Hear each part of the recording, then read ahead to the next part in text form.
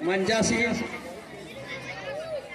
हमारे गणमान्य जनों का और सामने हम बैठे देश के भविष्य छात्र छात्राओं और ग्रामवासियों को मैं 26 जनवरी गणतंत्र दिवस की बहुत बहुत हार्दिक बधाई और हार्दिक बधाई देता हूं। आप सभी को पता है कि 26 जनवरी हम क्यों मनाते हैं, गणतंत्र दिवस हम क्यों मनाते हैं। आप लोग सब पढ़े होंगे, अगर नहीं पढ़े हैं तो आप लोगों को इसका मतलब समझना चाहिए। हमारा देश आज़ाद 1947 को हो गया था, 15 अगस्त 1947 को, लेकिन पूर्ण आज़ादी हमको 1950 में जिस दिन हमारा संविधान लागू हुआ। गणतंत्र दिवस मनाने का मतलब क्या हुआ कि इसी दिन हमारे देश के कानून बना, जिसको हम आज संविधान बोलते हैं। तो आप लोगों से इस पर मैं ज़्यादा देर तक बात नहीं करूंगा। मैं हमेशा आप लोगों के भविष्य के विषय में बात करता हूं, बच्चों के भविष्य के विषय में, उनके माता पिता के आपस में एकता के विषय में मैं बात करता हूं, कहीं भी जाता हूं। अभी यहाँ पर इतने बच्चे इकट्ठे हुए हैं, मैं कुछ पूछूंगा, आप लोग थोड़ा हाथ उठा करके बात करिएगा। अभी ये बताइए, पुलिस की नौकरी निकली हुई है, कितने लोगों ने इंटरव्यू है और फार्म भरे हुए हैं? कोई बच्ची या बच्चा फार्म भरा हुआ है क्या? अब देखिए, आप लोग इतने पढ़े लिखे हैं, मोबाइल चला रहे हैं, लेकिन फार्म निकला है किसी को पता नहीं है, और फिर रोड पर आप नेताओं के कहने पर रोड जाम करेंगे। ये बंद करें आप।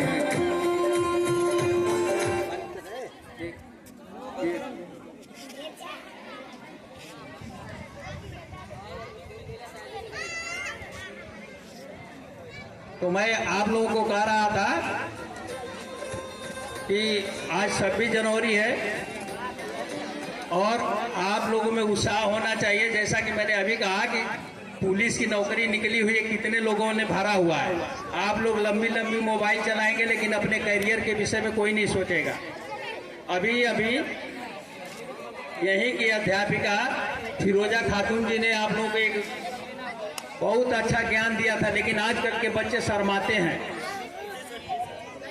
आप लोगों को चाहिए कि हमारे से जो बड़ा है उसका हम सम्मान करें, उसको नमस्कार करें, हाथ जोड़ के नमस्कार करें, पैर छुएं।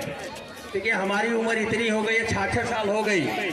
जब भी मैं गांव में आता हूं, हमारे से जितने बुजुर्ग लोग हैं, जो चाचा लगेंगे, चाहे दादा लगेंगे या भैया लगेंगे, लेकिन हमारे से उम्र में ज़्यादा हैं, तो मैं सबका प्रणाम, कभी कभी पैर भी छूता हूँ। आप लोगों को इससे क्या होता है कि कुछ न कुछ मिलता है। हो सकता है कि कोई ऐसा आशीर्वाद दे दे कि वो आपके ऊपर लग जाए और आपकी नौकरी भी लग सकती है। आप बिजनेस कर रहे हैं तो बिजनेस भी आगे बढ़ सकता है। आपको शालीनता सीखना चाहिए, मैं में नहीं रहना चाहिए। मैं यहाँ देख रहा हूँ, कुछ कहते हुए मुझे बड़ा दुख होता है कि जो पहले का गजरही गाँव था आज वो नहीं है। आज 26 जनवरी के उपलक्ष्य में ऐसी बातें नहीं करना चाहिए, लेकिन देख करके मुझे दुख हो रहा है कि जो पहले का गजरही गांव था और अनपढ़ लोग थे, इतना प्यार था आपस में कि अगर गली में घूमते निकलते थे एक दूसरे को प्रणाम करते थे। आजकल के बच्चे न माँ बाप सिखा रहे हैं और ना ही कोई गार्जियन सिखा रहा है कि कोई आता है तो उसको प्रणाम करो, उसका पैर छुओ। सब अभिमान में घूम रहे हैं। 8-10 क्लास करके पढ़े हुए सीना तान के इधर उधर चल रहे हैं। आपके सामने से बुजुर्ग लोग गुजर रहे हैं, लेकिन कोई भी आदमी उसको प्रणाम नहीं कर रहा है। ये कैसी सभ्यता है? हम किस ओर जा रहे हैं? और हम बोलते हैं कि बहुत पढ़ लिख रहे हैं, हम बहुत हायर एजुकेशन कर रहे हैं। इसका मतलब आपका जो भी पढ़े लिखे हैं, आपका वो पढ़ा लिखा सब बेकार है।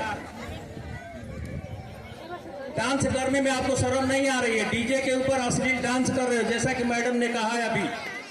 अश्लील डांस करने में आपको शर्म नहीं आ रही है, लेकिन किसी का पैर छूने में आपको शर्म आ रही है, किसी को प्रणाम करने में शर्म आ रही है। जब तक आप लोग सभ्यता नहीं सीखोगे, आपको नौकरी कभी नहीं मिलेगी। आप लोग इंटरव्यू नहीं दिए हो। मैं अफसर का इंटरव्यू दे करके आए, वहाँ कैसे जा करके बैठना है, वहाँ कैसे जा करके अफसरों से बात करनी है, और उसके बाद वो आपके चाल चलन से ही समझ जाते हैं कि इसको सेलेक्ट करना है कि नहीं करना है।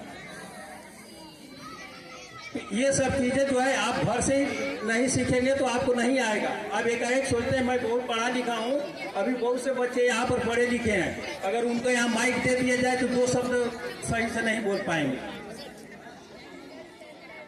तो इसलिए खास करके मैं छात्र छात्राओं को, हमेशा से मेरा यही रहा है कि छात्र छात्राओं पर मेरा विशेष ध्यान रहता है बात करने का। तो मैं आप लोगों से बात कर रहा हूँ कि आप लोग कुछ सीखिए और अपने जीवन में उसको उतारिए। अगर सुभाष चंद्र बोस की जीवनी आपने पढ़ा है तो सुभाष चंद्र बोस जैसे बनने का काम करिए। गांधी जी की जीवनी पढ़ा है तो गांधी जी के जैसे बनिए। आप किसी देवी देवता को पूछते हैं तो उन्होंने क्या किया है उसके अनुसार बनने का कोशिश करिए।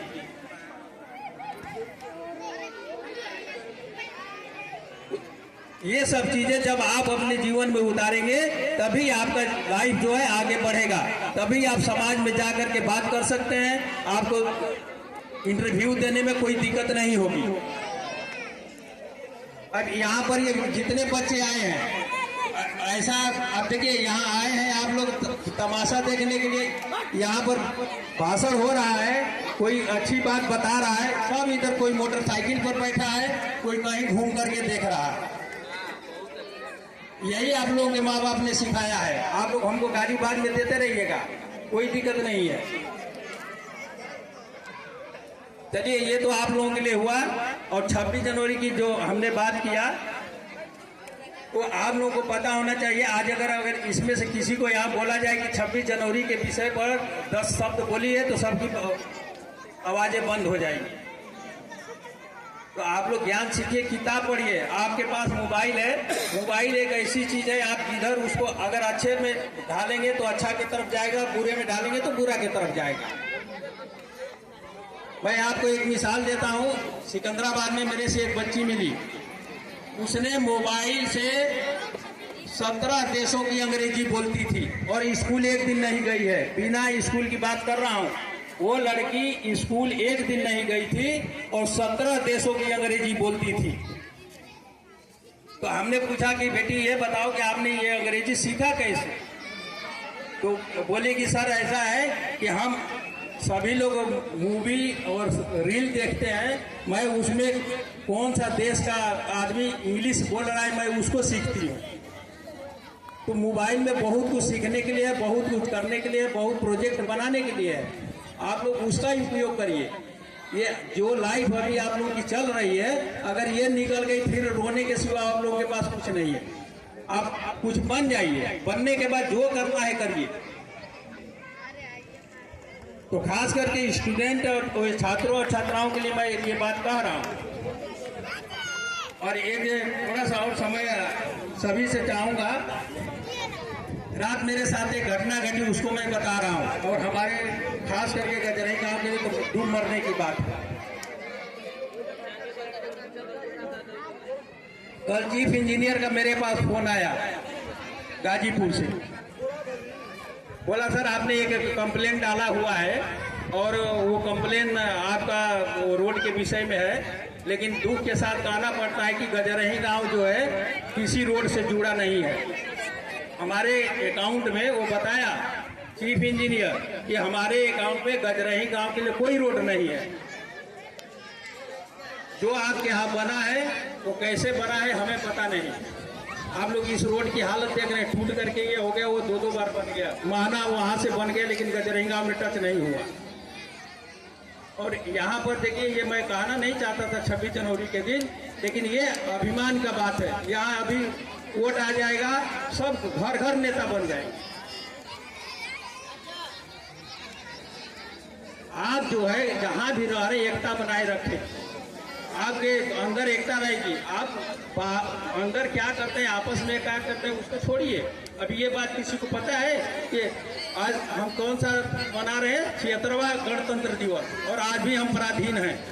अब हम जाकर के किसी एमएलए एमपी का पैर पकड़ेंगे तब आपका रोड बनाएगा, सरकार नहीं बनाएगी। कितनी शर्म की बात है। और जब वोट का समय आता है तो घर घर नेता बन जाते हैं, गांव के विषय में कोई सोचता नहीं। आज ये स्कूल की हालत मैं देख रहा हूँ, अब ये स्कूल दिन पर दिन गिरता जा रहा है और कोई काम कर रहा है तो उसको करने नहीं देना। हटे बच्चे वाले आप लोग हमको गाली दीजिएगा जरूर, लेकिन आज मेरे को इतना दुख हुआ है कि मैं क्या बताऊं कि कहां से कहां तक लोगों ने अपना खून पसीना सींच करके यहां तक इसको लेके आया और आज ये टूटने के कगार पर। कुछ लोगों की दकियानूसी की वजह से। तो चलिए, ये मेरा नहीं, इसलिए मैं मास्टर साहब, इसलिए मैं ये बात किया कि इकट्ठा ये लोग कभी नहीं होंगे।